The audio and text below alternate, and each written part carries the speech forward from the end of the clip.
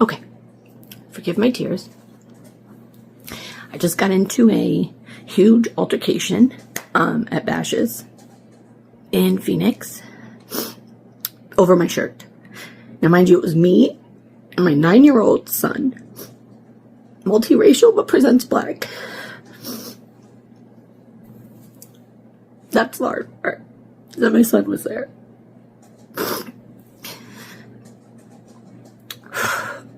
By the end, it was 4 grown white men and 2 grown white women against me while my son's videotaping.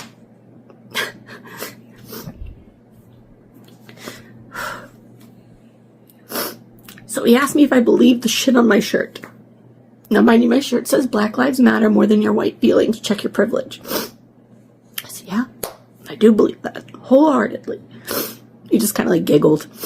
You think you're making any difference? I said I could try. All he could do is try, right? And mind you, this is all in front of my son again. And he's like, you're not doing anything. Only Jesus Christ can save us. So shit. I said, well, I don't believe in your Jesus Christ, so I don't think that's true. Of course you don't. I know you don't. I know you're kind. I know you don't believe in God. So then, people are watching. I mean, there's a crowd of people. No one's saying anything to me. Hold on, my son's coming. Okay, sorry. So we just keep going back and forth. And I'm trying to tell him I don't care about God. All I care about is Black lives. That's what I'm trying to get the message to you, is that this is not about your God. This is what you said about my shirt. And now I've got a guy in line behind me.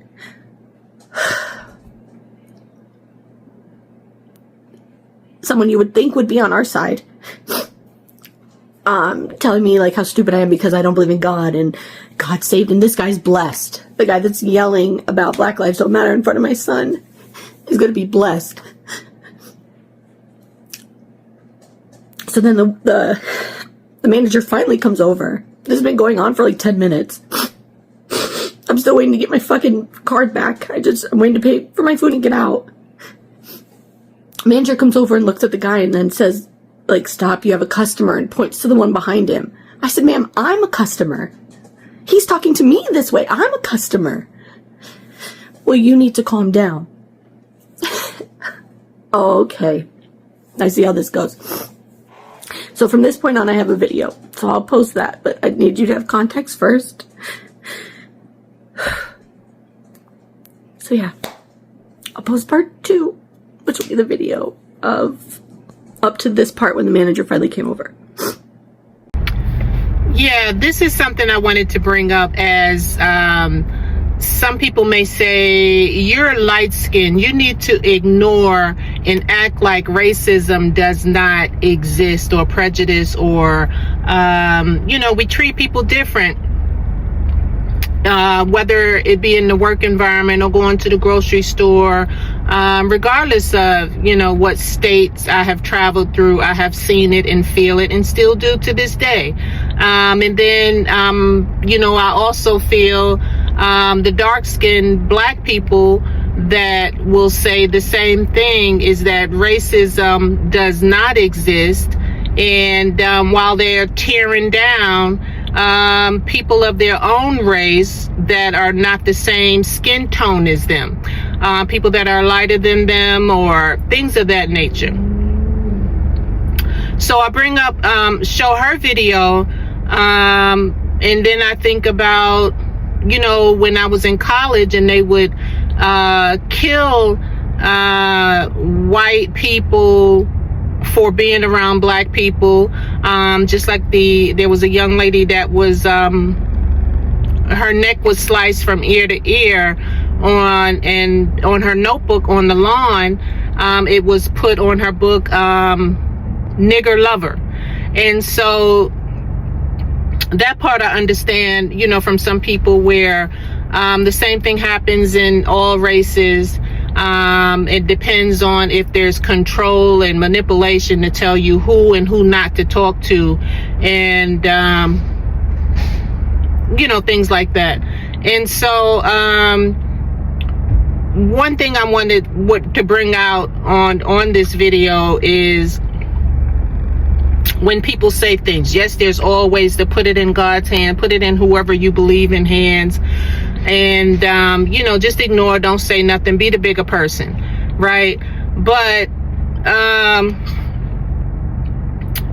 there's some phrases that it makes me feel better to, number one, just walk away and remain silent, depending on who it is. And if they're like totally not worthy of my time or words at that moment, I'll be silent and let it go. Or number two, it's like I feel as though I'm here for it today.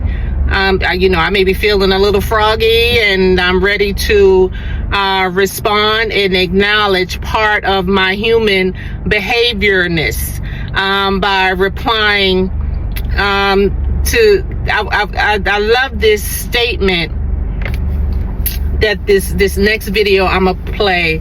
The phrase is, "That's some racist dog whistle." That's a racist dog whistle phrase that has been no, let me get it correctly. He said that phrase is some racist dog whistle soaked in centuries of white supremacy. And so you'll constantly hear they're upgrading and updating their phrases that are thrown into comments, that are thrown into your face. Well, you think you're making any difference? You're not making any difference. Like, why would you even do or say this or that? You're not making a difference. Another one would be, this doesn't, like someone left in one of my shorts. One of my shorts is titled "Hi Stranger," and the response was, "This doesn't change anything," or something like that. And then another one that has been going on for centuries is, "Well, won't you explain black on black crime? Talk about the blacks killing the blacks." Regardless of what subjects are being talked about in certain videos, they'll throw that comment in there. And I will respond. And especially after this guy said this in this video, I was like, oh, this is a good one. That phrase is some racist dog whistle soaked in centuries of white supremacy. Like, come on, get something. Yeah, I know y'all trying to get something new. And the thing is, people are going to always be people. And, they're starting to say now, you're not going to make a difference. What's the difference? Why wear that shirt? Why say what you're saying? Why do the video that you're doing? Why? But that's them. You are you, I am me. And, people may not like it or whatever, but they're going to come out and you can't stop them. You know what I'm saying? That's just who they are. When we learn people's personalities, their behaviors, their backgrounds, and how they don't want to change.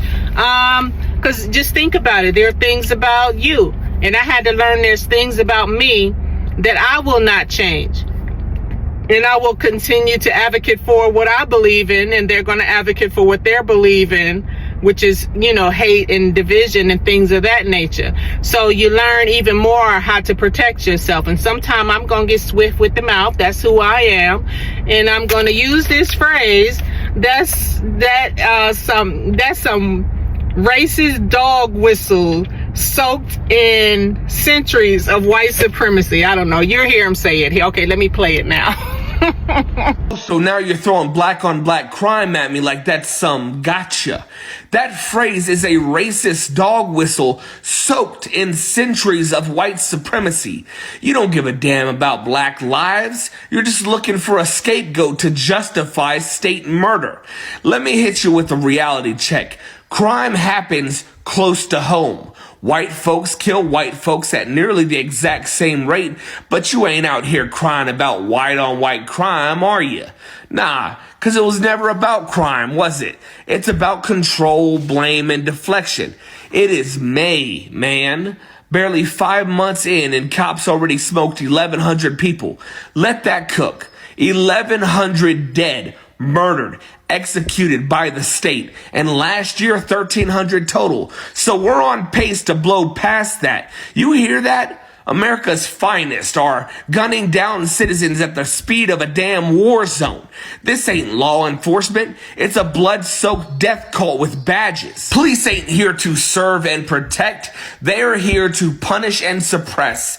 They're the blunt force arm of a fascist capitalist death machine that thrives on broken backs and dead bodies.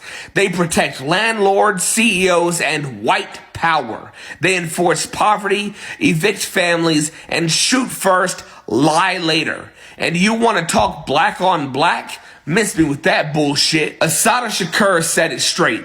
Nobody in the world, nobody in history has ever gotten their freedom by appealing to the moral sense of the people who were oppressing them. So don't talk to me about respect or civility. Cops don't need more respect. They need to be disarmed and dismantled. This ain't about safety, it's about survival. And if you can't see that, you're a part of the damn problem. And so now after that, you know how we say stay away, or you hear say stay away from conspiracy theories.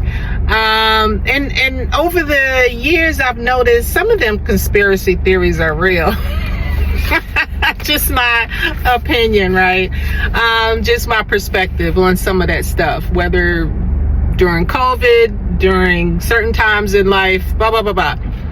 And so I'm going to go a little further into this. These are my random thoughts I've been thinking lately, and I wanted to share my conspiracy theory. And so I have some land left over to that was inherited down in Edgefield County, South Carolina. Family in Aiken, I don't know if it's Aiken, Georgia, Aiken, South Carolina. All I know is whenever I go to visit and have been to visit, and my ex-husband has family in South Carolina and they're thriving, they're doing well, beautiful homes and stuff like that, but I always feel nasty driving through South Carolina when we get through there and see all them rebel flags. I don't know if it's still the same. That's when I would go back in the day. And I'm like, this place, yuck, but it's such beautiful people there. Families on, both sides or whatever. And then like having land there, I'm like, I'm never gonna live there. I don't know what I'm gonna do and this and that or whatever. And then you have people steady asking to buy for, I guess, I don't know if it's for cheap or for what, but they're always asking to buy the land. And then somebody said figure out what they're going to do with the land, if you're going to sell, blah, blah, blah, all this other stuff. So recently I looked up something, and I guess you can call it going down a rabbit hole, or I wanted to know about my people and about my background a little bit more, and how, what's up with Edgefield County. So the first part, I got this part on the top of the sheet I printed out, and I was like, what? It says the red shirts were simply a more organized version of the rifle clubs.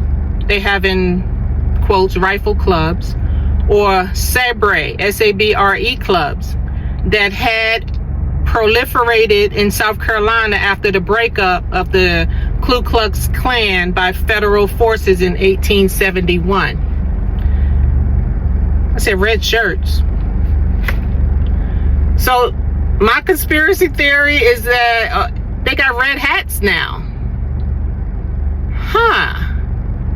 And I was wondering about that, the MAGA, the red hats, the this, the that. And I'm like, the real extremist people, not just people that have been Republicans all their life, or like Colin Powell, Martin Luther King, and some of the others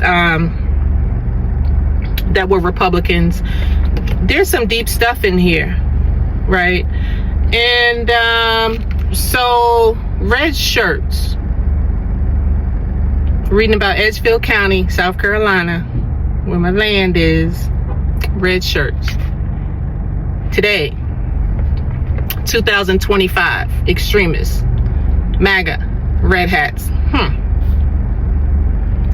That's just, told you I'm sharing my conspiracy theory. What does it mean? I don't know. I'm just reading because I'm thinking something else as I read.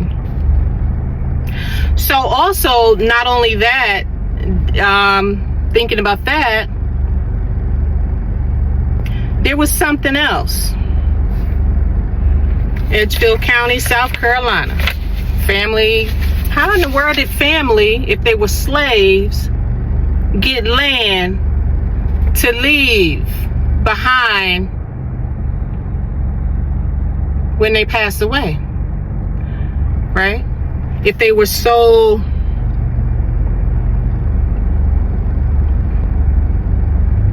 beat, hung, this, that, but they had land, right? So let me see. It's too.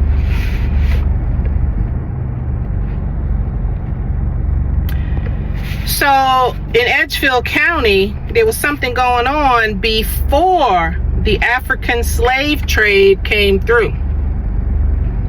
So there were people in Edgefield County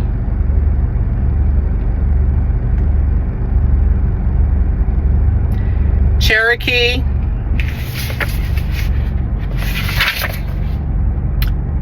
and Creek. It was another word. Another tribe. Cherokee. Be wondering why some of the grand folks look the way they look. I really got to get down with Dane Calloway. His videos be long, but they be on point. Learn a little bit more.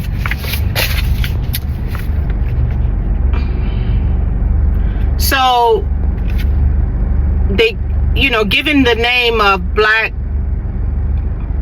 African American.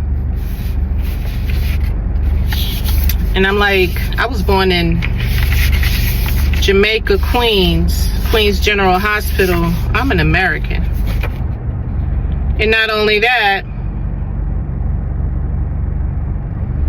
sounds like so were my people were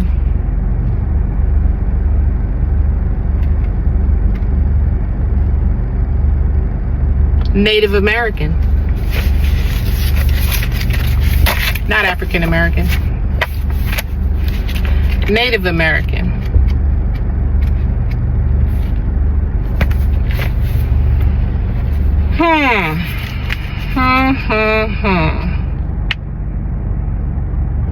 Aiken County, created in 1871. Edgefield County. Maybe. May to the B.